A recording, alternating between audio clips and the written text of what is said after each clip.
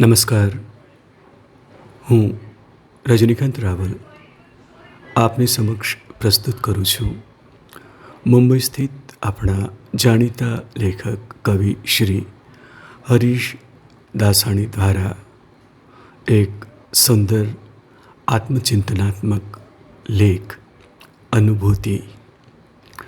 અનુભવ અને અનુભૂતિ સમાનાર્થ લાગે, પણ સૂક્ષ્મ ફરક છે. અનુભવ જે તે સમયે થયો, શારીરિક, માનસિક, બૌદ્ધિક કે ચૈતસિક, તે સ્મૃતિરૂપ થઈ અંતઃકરણમાં રહે છે. તે છે અનુભૂતિ.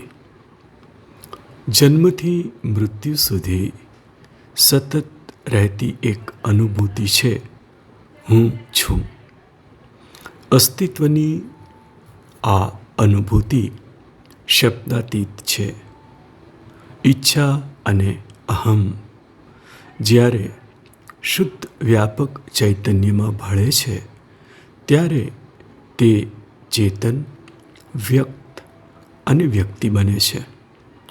તે સમષ્ટિનો અંશ છે, પરંતુ સ્વતંત્ર ઈચ્છાશક્તિને કારણે તેમાં ગતિશીલતા છે, સંકલ્પ વિકલ્પ છે.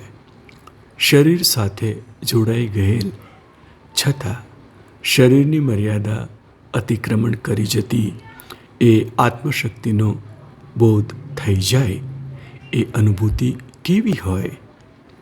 એ નથી તો પ્રત્યક્ષ કે નથી પરોક્ષ.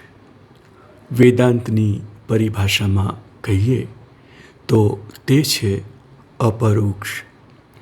આ અપરોક્ષ અનુભૂતિ પામવા માટે આત્મ અનાત્મ વિવેક, તેમાંથી નિષ્પન્ન થતો વિષય વૈરાગ્ય, શમ દમ ઉપરતિ, તિતિક્ષા, શ્રદ્ધા અને સમાધાન રૂપ ષટ સંપત્તિ તથા મુમુક્ષુત્વ આવશ્યક. અક્ષય તૃતીયાના આ શુભ દિવસ પર એવી અભિપ્સા, અભિગમ, તીવ્રતા, તે દિશાએ પ્રવાસ તથા અનન્ય ધ્યેય આપણને મળે, એ જ પ્રાર્થના. અસ્તુ.